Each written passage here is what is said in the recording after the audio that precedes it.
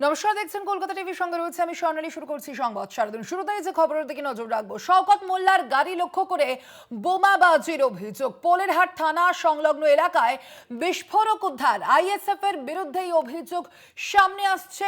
শওকত মোল্লার গাড়ি লক্ষ্য করে বোমাবাজির অভিযোগ। ক্যানিং পূর্বের তৃণমূল বিধায়ক শওকত মোল্লার গাড়ি লক্ষ্য করে বোমাবাজির অভিযোগ সামনে এলো। এবার পোলেরহাট থানা সংলগ্ন এলাকায় বিস্ফোরক উদ্ধার হয়েছে। আইএসএফ এর বিরুদ্ধেই অভিযোগ করা হচ্ছে, তৃণমূলের তরফ থেকে আইএসএফ এর বিরুদ্ধেই অভিযোগ করা হচ্ছে। শওকত মোল্লার গাড়ি লক্ষ্য করে বোমাবাজির অভিযোগ সামনে এলো। এবার ক্যানিং পূর্বের তৃণমূল বিধায়ক শওকত মোল্লার গাড়ি লক্ষ্য করে বোমাবাজির অভিযোগ। ভোটের মুখে ফের উত্তপ্ত হয়ে গেল ভাঙড়। অভিযোগ আইএসএফ এর বিরুদ্ধে।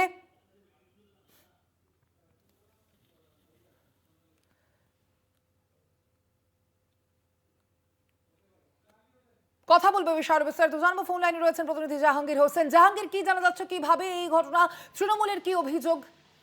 দেখো স্বর্ণালী, তোমাকে জানিয়ে দিই, ভাঙড় থানার পোলেহাট থানার ঢিলছড়া দূরত্বে শওকত মোল্লার গাড়ি লক্ষ্য করে বোমাবাজির অভিযোগ উঠেছে আইএসএফ এর দিকে। কাল রাতেই যেখানে খয়রুল ইসলাম পোলেহাট এলাকায় সেখানে একটি চা চক্কর করতে যায়, সেখানে খয়রুল ইসলামের উপর হামলা হয়। এরই পরিপ্রেক্ষিতে পোলেহাট থানাতে লিখিত অভিযোগ দায়ের করতে যায় খয়রুল ইসলামকে নিয়ে শওকত মোল্লা সহ তার তৃণমূল কর্মী সমর্থকরা। সেখানে অভিযোগ করে ফেরার পথেই ঢিলছোড়া দূরত্বেই শওকত মোল্লার গাড়ি লক্ষ্য করে বোমাবাজি করা হয় বলে অভিযোগ উঠছে। এবং ঘটনাস্থল থেকে পোলেহাট থানার পুলিশ তারা সেখান থেকে তাজা বোমা এবং বোমার সুতুলি উদ্ধার করে। তো পরবর্তীতে এই ঘটনার পরই কিন্তু শওকত মোল্লা সরাসরি আইএসএফ এর দিকে আঙুল তুলছে এবং এই ঘটনার পরিপ্রেক্ষিতেই পোলেহাট থানাতে আবারও লিখিত অভিযোগ দায়ের করেন শওকত মোল্লা। তবে রাতের অন্ধকারে কে বা কারা কেনই বা শওকত মোল্লার উপর হামলা করেছে তা গোটা ঘটনাটি নিয়ে তদন্ত শুরু করেছে পোলেহাট থানার পুলিশ। তবে এই ঘটনার সূত্রপাত পোলেহাট এলাকায়, সেখানে চা চক্র করতে যায় খয়রুল ইসলাম। সেখানে কিন্তু আইএসএফ এবং তৃণমূলের মধ্যে সংঘর্ষ সৃষ্টি হয়, যার কারণে তৃণমূলের নেতা খয়রুল ইসলামের কয়েকজন লোকজন তারা কিন্তু আক্রান্ত হয়। তাদেরকে দেখতে যায় শওকত মোল্লা হসপিটালে। তাদেরকে নিয়ে থানায় যাওয়ার সময় ফেরার পরে সেখানেই শওকত মোল্লার উপর আক্রমণ হয়।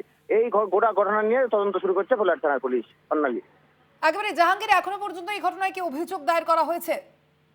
শওকত মোল্লা প্রথমে খয়রুল ইসলামের উপর হামলার পরিপ্রেক্ষিতে অভিযোগ করলেও তারপর পরবর্তী তার উপর হামলার পরিপ্রেক্ষিতে তিনি পোলেহাট থানাতে নতুন করে আবারও অভিযোগ দায়ের করেন। তবে সরাসরি আইএসএফ এর দিকে আঙুল তুলছেন শওকত মোল্লা বা তৃণমূল কমিটির সমর্থকরা।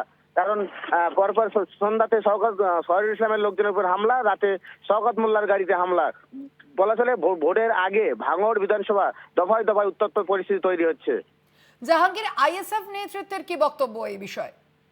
দেখো, শওকত মোল্লার উপর হামলার পরিপ্রেক্ষিতে নওশাদ সিদ্দিকী বা আইএসএফ পক্ষ থেকে কোনো রকম প্রতিক্রিয়া না পাওয়া গেলেও খয়রুল ইসলামের লোকজনের প্রতি হামলার প্রতিক্রিয়া দিয়েছিলেন এখানে ভাঙড়ের আইএসএফ বিধায়ক নওশাদ সিদ্দিকী। তিনি যেটা জানাচ্ছিলেন যে ওই এলাকায়, পোলেহাট এলাকায়, সেখানে খয়রুল ইসলাম যান এবং সেখানে সাধারণ মানুষের উপর আক্ষত্য ভাষায় গালাগালি করতে থাকে। তারই প্রতিবাদ করতে থাকলে সেখানে সাধারণ মানুষের সাথে বেতনটায় জড়িয়ে পড়ে, পরবর্তী হাতে এবং তিনি বিস্তারিত অতটা জানেন না, বিস্তারিত জানার পরে তিনি জানাবেন বলে জানিয়েছিলেন। তবে শওকত মোল্লার উপর হামলার পরিপ্রেক্ষিতে এখনো পর্যন্ত আইএসএফ পক্ষ থেকে কোনো রকম প্রতিক্রিয়া পাওয়া যায়নি।